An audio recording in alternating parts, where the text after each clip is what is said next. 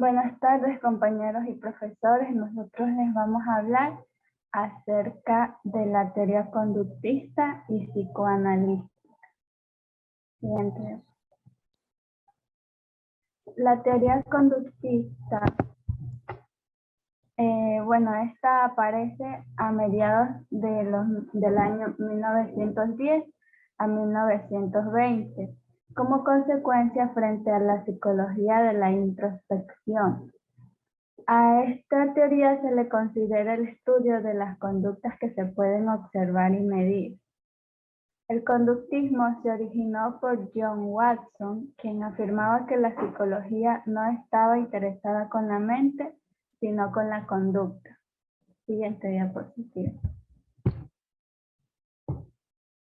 Los defensores de esta teoría pensaban que era necesario cambiar el objeto de estudio en lugar de la conciencia. Algunos de estos defensores, los más importantes fueron John Watson, Ivan Pavlov y Frederick Skinner. John Watson postuló por el aprendizaje por condicionamiento clásico. Ivan Pavlov por el aprendizaje por condicionamiento operante y Frederick Skinner por el aprendizaje por asociación y conexiones. Siguiente diapositiva.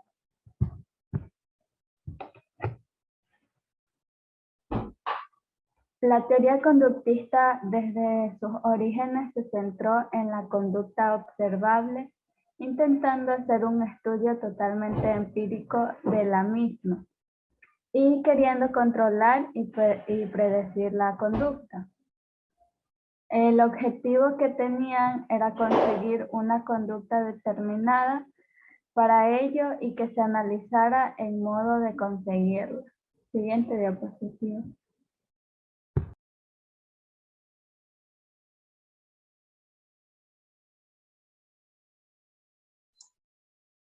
Bueno, siguiendo con el tema, tenemos lo que es la sustentación del aprendizaje.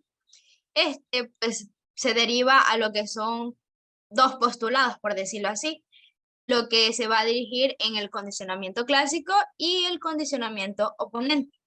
La siguiente diapo. Bueno, respecto al condicionamiento clásico, pues este va del autor que es Pavlov. Él nos dice que tiene un tipo de aprendizaje que implica respuestas automáticas o reflejas, no conductas voluntarias. ¿A qué quiere referir este concepto? Pues que es algo que nosotros le vamos a instruir a nuestro, se podría decir a nuestro usuario. Esto es un aprendizaje que lo hace él a través pues de sus estímulos, ya sean táctiles, de sonoros, visuales. Respecto a lo que decía Pablo, él tenía lo que era una especie de experimento, la cual pues, iba dirigido a la comida de los perros. Antes de darle un acondicionamiento a lo que es a este experimento, él hacía lo que era el perro y la comida, que esto los relacionaba y al momento de relacionarlos, pues el perro iba a botar salivación pues por la comida, ya que le gustaba. Y ponía otro ejemplo, a diferencia cuando sonaba una campana y llamaba al perro, cosa que ahí no había ningún efecto de salivación o desesperarse por la comida, por decirlo así. Pero al momento que uno le dio el estímulo y el aprendizaje de variar estas dos cosas, pues el perro ahí sí ya iba a tener una segregación de lo que es la saliva. Tenía la comida y junto a la comida pues sonaba la campana, el perro venía y pues ahí sí segregaba lo que era la saliva. Y una vez ya tener este patrón ya listo, aprendido, pues ya no era necesidad de que el perro estuviera viendo la comida para que así segregara la salivación. Simplemente con el sonido de la campana, pues él ya se hacía una imagen o una referencia a lo que se le venía posteriormente, que era la comida. Siguiente. Bueno, con lo que es el condicionamiento operante, este es del autor Edward, que él introdujo una ley de efecto, que es dominado como instrumental. El experimento era todo lo contrario, ya que se hace referencia a un experimento con lo que es las ratas, que las tenía encerradas en alguna caja, y pues lo que había habían cosas, por decirlo así, que se podrían dar estímulos, y él lo que hacía era presionar o buscar para así que le viniera este efecto y lo que tendría como recompensa. Esto también es de ley de recompensa, o pues que si yo hago una acción positiva, pues me van a dar algo positivo. Y si yo hago un efecto negativo, pues mi aprender es negativo y voy a ir dejando de hacer este tipo de acción. En la cual se diferencian estas dos teorías o postulados es que la diferencia principal de este condicionamiento clásico y oponente es que el primero se refiere al aprendizaje, a la información que yo le voy a dar a este estímulo, mientras que el otro va a ser un aprendizaje por consecuencias de la respuesta. La siguiente. Ahora vamos a hablar de lo que es el paradigma del conductista. El paradigma conductista es un esquema formal el cual está basado en organización, que va a plantear como una conducta o un organismo que puede ser explicado a través de diversas causas ambientales. Esto sin tener que tomar en cuenta lo que son los procesos mentales internos. También cabe recalcar que según esta teoría la conducta, tanto como en las personas o en los animales, es observable, mediable y cuantificable. El paradigma conductista, como ya sabemos, surgió en el siglo XIX por Skinner en 1904 a 1989, el cual fue un propulsor del conductismo durante los años 1040 hasta los 1960, perdón. Este tiene una corriente que también se va a conocer como un análisis experimental de la conducta, y aquí Skinner apoyó lo que son los patrones de estímulo-respuesta, que van a ser observables sin tomar en cuenta lo que son los procesos mentales. También va a dar lo que son dos métodos conductistas o dos clases conductistas, que es la reacción, o sea, la conducta de reacción y la conducta operante. La reacción prácticamente es algo que se hace involuntariamente con reflejo y responde a diversos estímulos, tanto como en personas como en animales. Y la operante es que se refiere a todo aquello que hacemos y es parte de una serie de estímulos que van a generar una respuesta a cambio. El paradigma conductista tiene como base lo que es la educación en el conductismo, y busca prácticamente proporcionar conocimientos a los estudiantes a través de diversas estructuras que van a reforzar la información que estos tienen. Es decir, que el proceso de aprendizaje va a estar acompañado de diversos estímulos y refuerzos para obtener una respuesta positiva de aprendizaje para el alumno. Podemos caracterizar un paradigma conductista por lo importante que es la respuesta que surge a través del estímulo, el conocimiento que se obtiene al tener una conducta pasiva carente del conocimiento o de la intención, que también está basada en un método experimental y en el modelo de estímulo-respuesta, y también que se puede fundamentar con la conducta que va a ser observable, mediable y cuantitativa, y también va a tener como una base lo que es la filosofía empirística, pragmática y la de la evolución. La siguiente, por favor. Ya, ahora vamos con los que son los enfoques del conductismo. La finalidad del conductismo, como ya sabemos, es condicionar a los alumnos para que por medio de la educación supriman las conductas deseadas. Así se va a alentar lo que es el sistema escolar y el uso de procedimientos que van a estar destinados a manipular las conductas, como de la competencia entre otros alumnos o con los profesores mismos. También hay que tomar en cuenta la información y los datos que se organizan de determinada manera con los estímulos básicos con los estímulos básicos, tal puede ser como la motivación que se le puede dar a un estudiante frente a un profesor, como también simples receptores que deben hacer como elecciones y asociarse dentro de un margen estrecho a las posibles respuestas correctas que deberían tener. También que tienen que ser ejecutadas, tienen que recibir el correcto refuerzo, esto se utiliza más que nada en las prácticas escolares, como que la motivación sea ajena al estudiante, se desarrolle únicamente la memoria, cree independencia del alumno, los estímulos externos, que la relación de educador a educando sea sumamente correcta. Y hoy en día este enfoque se utiliza más que nada en las escuelas y en las universidades, perdón. Bien, siguiendo con la intervención del tema, tenemos la teoría psicoanalítica. Empezaremos diciendo qué es básicamente esta teoría.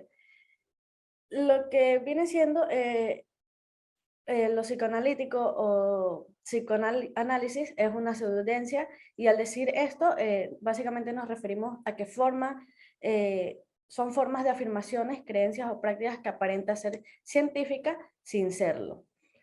Esta teoría fue fundada a finales del siglo XIX, alrededor del año 1896, por el neurólogo austríaco Sigmund Freud, uno de los intelectuales más influyentes del siglo XX. Esta teoría trata de explicar las fuerzas inconscientes que motivan el comportamiento humano, es decir, son aquellos conflictos internos que aparecen durante la niñez y que afectan a posteriori a los comportamientos y emociones del individuo.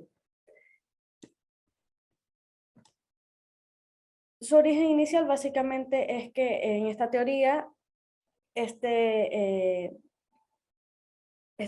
científico rompía con la creencia de que la sexualidad se nacía en la adolescencia, pues él afirmaba que esta es una constante en la vida del sujeto desde el nacimiento. Su estructura a lo largo del tiempo y además pasa por diferentes etapas. Esta organización depende de cómo se acoplen los diferentes procesos que se dan en un individuo, que van a ser tres. Vienen siendo los biológicos, los psicológicos y los socioculturales. La disposición de estos tres elementos serán fundamentales para el desarrollo del ser humano. Sabemos que todos poseemos emociones, sueños, pensamientos, a su vez motivaciones, las cuales es aquí donde va a incidir el autor en su teoría. Él piensa que el origen de estas conductas es la sexualidad de cada uno. Además de esto, explica que los primeros años de vida son decisivos en el desarrollo de la personalidad. Es aquí donde la sexualidad va a cobrar mayor importancia y va a comenzar a darse los conflictos entre los impulsos biológicos sexuales del niño y los límites impuestos para la sociedad. Dentro del psicoanálisis tenemos la teoría psicosexual, que esta explica que existen tres componentes fundamentales dentro de la personalidad. Viene siendo, como vemos en la imagen, el ello, el yo y el superyo. El ello es la parte en la que se satisfacen los deseos, en la que aparecen los primeros impulsos de la mente humana. No hay noción del tiempo ni tampoco de lo bueno o lo malo. Simplemente se llega a la satisfacción de las necesidades de cada uno. Por su parte, lo que viene siendo el yo es la parte consciente de ello. Es aquí donde aparece el sentido común y la razón. Este no se va a basar en satisfacción, sino en la realidad que rodea al individuo, en este caso el usuario. Por último, el superyo es la parte relacionada con lo moral, con la ética que nos han enseñado desde pequeños. Estas enseñanzas provienen de muchas fuentes, ya sean como los padres, el colegio, la religión. Van a ser doctrinas que frenan la conducta. Tenemos para qué sirve el psicoanálisis. El psicoanálisis y la terapia psicoanalítica sirve para aquellas personas que sienten que caen en forma recurrente bajo el peso de síntomas psíquicos, lo que va a impedir que puedan desarrollar todo su potencial para ser felices individualmente con sus amigos o su familia, así como sentirse exitoso y pleno en el trabajo o en las áreas habituales de la vida. La ansiedad y las inhibiciones y la depresión generalmente son signos que son signos que van a provocar conflictos internos. Esto puede originar dificultades en las relaciones y si no son tratadas pueden tener un impacto considerable tanto en la vida personal como profesional de las personas. Es con la ayuda del analista, en este caso del terapeuta, que el paciente puede alcanzar nuevos conocimientos sobre la parte inconsciente donde anida el conflicto. Hablando con el psicoanalista es una atmósfera segura que este va llevando al paciente a hacerse consciente de aquellos conflictos presentes en la parte inconsciente de su psiquis. Esto incluye pensamientos y sentimientos, a su vez memorias y sueños. Dicho tratamiento va a otorgar alivio al dolor psíquico, promueve el desarrollo personal y mejora la autociencia. Dicha mejora a su vez fortalece la confianza de la persona en tratamientos para alcanzar las metas de la vida. Estos efectos positivos que produce el psicoanálisis perduran por mucho tiempo, aún luego de haber terminado el tratamiento. Bueno, siguiendo con el tema, les voy a hablar acerca sobre el enfoque de las perspectivas psicoanalíticas. En el enfoque psicoanalítico, esto está en la mente inconsciente más que en la mente consciente. Se basa en una idea fundamental de que su comportamiento está determinado por las experiencias de su pasado que están alojadas en su mente inconsciente. Siguiente diapositiva. Tenemos métodos y técnicas en esta teoría que pueden ser diferentes y hay 4 componentes básicos que comprenden este psicoanálisis moderno, que es la interpretación, el análisis de transferencia, la neutralidad técnica y el análisis de contransferencia. En la interpretación tenemos que esto es la comunicación verbal entre los analistas y el cliente, en la cual van a analizar todas las hipótesis sobre los conflictos inconscientes que tienen los usuarios. Esto por lo general va a ayudar a los analistas a ver a los clientes cuáles van a ser sus mecanismos de defensa y el contexto de los mecanismos de defensa o la relación impulsiva contra la cual se desarrolla el mecanismo. En esta etapa se va a clasificar en tres, que es la aclaración, es en la cual el analista intenta aclarar lo que está sucediendo en la conciencia del paciente. La confrontación, que esto trae aspectos no verbales del comportamiento del cliente a su conciencia. Y lo que es la interpretación propiamente dicha, esto se refiere a la hipótesis propuesta por el analista del significado inconsciente, que se va a relacionar todos los aspectos de la comunicación del cliente entre sí. Como segundo método o técnica tenemos el análisis de transferencia, que este es el término para la repartición inconsciente en el aquí y el ahora de los conflictos del pasado del cliente. El análisis de transferencia se refiere al análisis sistemático de las implicaciones de transferencia de las manifestaciones verbales y no verbales. Este análisis de transferencia del paciente es un componente esencial en el psicoanálisis y es el principio motor lo que va a producir el cambio en el tratamiento. Las siguientes diapositivas, compañera. Como tercero tenemos lo que es la neutralidad técnica. Siguiente diapositiva. Ya. La neutralidad técnica. Esta es otra pieza vital del psicoanálisis o el compromiso del analista que permanece neutral y evitar tomar partido en los conflictos internos del cliente. El analista se esfuerza por permanecer a una distancia igual de la identificación del cliente, del ego y del superyo, y de la realidad externa del cliente. Como último tenemos el análisis de contransferencia. Este último componente es clave del psicoanálisis porque aquí va a incluir lo que es las relaciones del analista ante los clientes y el material que presenta en las sesiones. El análisis de contraferencia puede entenderse generalmente como los intentos del analista al analizar sus propias reacciones ante el cliente, cualquiera que sea la forma que lo tome. Y para participar en este tratamiento, el analista debe ver al cliente de manera objetiva y comprender la transferencia que ocurre en el cliente y entre su propia experiencia. Mi siguiente compañera. Ya, cuando nos referimos a principios básicos del paradigma psicoanalítico, hacemos referencia también a Sigmund Freud, ya que él fue el creador de este paradigma. Él lo que hizo fue crear un método con el objetivo de conocer la psique humana a través de hacer consciente y lo inconsciente. Aquí surgen varias preguntas, por ejemplo, ¿qué pasa con los recuerdos, los eventos, información o situaciones que vivenciamos durante los primeros años de vida? De hecho, también surge la pregunta, ¿será que no podemos recordar? Bueno, tal vez todo lo que vivimos es intolerable o desagradable que lo debemos olvidar, pero Freud lo que hacía era interesarse por la memoria. Gran parte de sus estudios, ya hechos desde la neurología, ya daban a entender que la memoria era como una caja con dos puertas, es decir, una puerta de entrada llamada polo sensorial y una puerta de salida llamada polo motor. Es decir, que esta estaba administrada por las huellas mecánicas de lo que representarían los registros en la memoria, es decir, que si no recordamos la información siempre se encuentra presente. Aquí también se introducen conceptos de metapsicología. Esto lo que nos permite es entender los postulados iniciales de la teoría y esto se da a través de 4 puntos de comprensión del paradigma.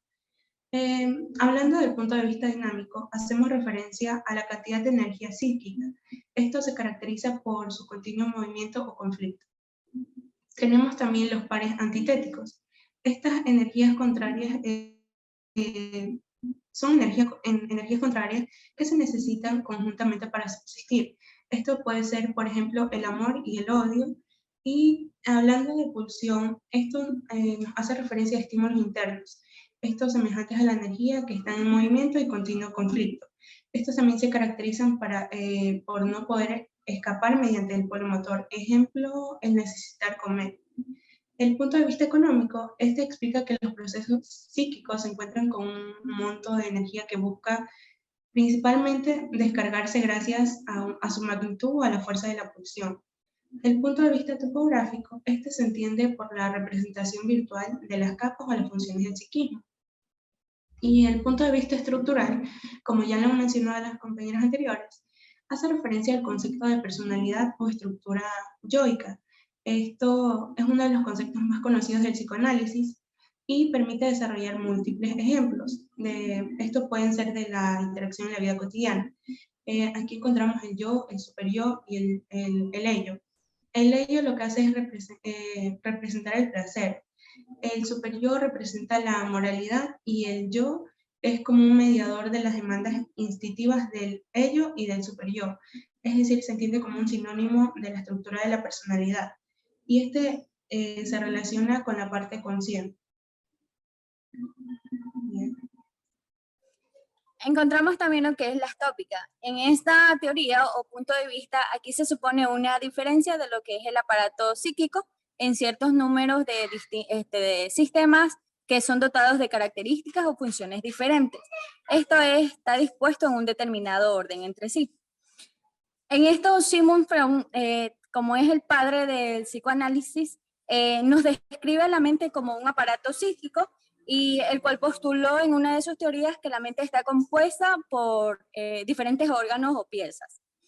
La idea más impactante presentada por este autor fue su modelo de la mente humana, que está compuesta por 3 elementos, como tenemos la consciente, el preconsciente e inconsciente. Vamos a hablar un poco de lo que es la característica de cada uno. Pues Freud determinó consciente, al cual describe lo que es la mente con una composición de todos los procesos mentales de los cuales somos conscientes. La misma que actúa en el presente y es quien permite al sujeto tener una percepción de la realidad. Aquí tenemos también lo que es la conciencia, que es un conjunto de lo que es las vivencias de las cuales el individuo es consciente de ellas. asimismo en el mismo instante que están ocurriendo. El estar consciente es lo que permite al sujeto pensar y comunicarse de forma racional.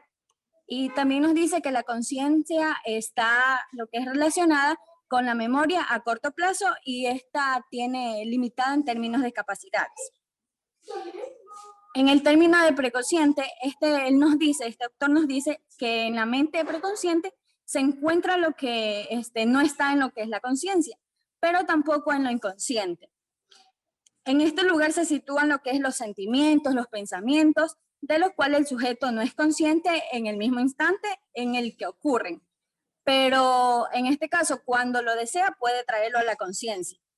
Aquí tenemos un ejemplo que podríamos dar, es de mente preconsciente, que puede ser un sujeto volviendo a casa, donde él mismo no tiene lo que es el recorrido que debe hacer en su conciencia. Sin embargo, al dirigirse esta persona a su casa, es información que guarda en el preconsciente y la cual surge inmediatamente. También encontramos lo que es el inconsciente. Este nos dice que es las mentes inconscientes, las cuales permiten los procesos mentales que son inaccesibles a lo que es la conciencia, a lo que es la fuente primaria de la conducta humana. Aquí también nos habla que se encuentran los deseos instintivos y los primitivos que han sido reprimidos. La información que encontramos aquí reprimida en el inconsciente la encontramos encerrada mediante los mecanismos de defensa, los cuales tienen la función de retener los eventos traumáticos o acontecimientos altamente negativos para que queden fuera de lo que es el alcance de lo que es la conciencia.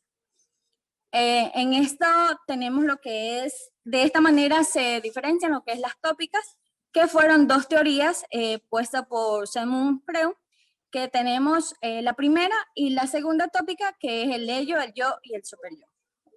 Gracias.